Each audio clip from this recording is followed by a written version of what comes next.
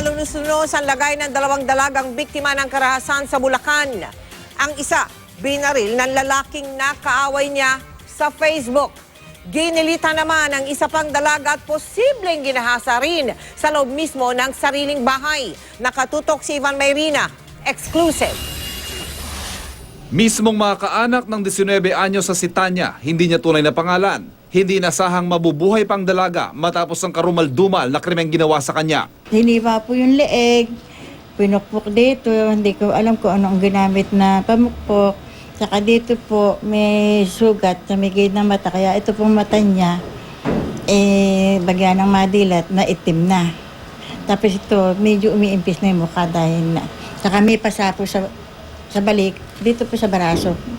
Sabado ng gabi, mag-isa si Tanya sa kanilang bahay sa liblib na bahagi ng barangay Pulong Bayaba sa San Rafael, Bulacan. Nagkataong hindi raw nakauwi noon ang kanyang kuya na nagtatrabaho sa Maynila na kasama niya sa bahay. Dakong alas 7 ng umaga kinabukasan, nakita siya ng kanyang pinsan, wala ng malay at duguan. Nakahiga po dyan. Maayos ang pagkakahiga. Maayos po.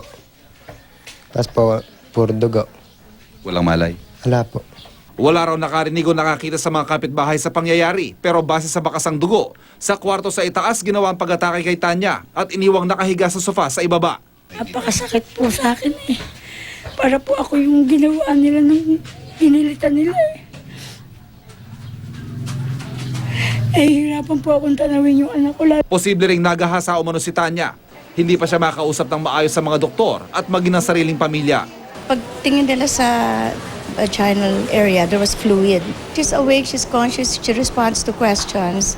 We discern na parang she's selective about what she wants to answer. Blanco ang pulisya sa motibo sa krimen. May mga picture po kami na naisipakita dun sa bata para po niya baka sakaling kilala niya po dun sa mga ipapakita niya. So masisimulan na po namin yung magkakalid na po kami. Ivan Mayrina, nakatutok, 24 oras.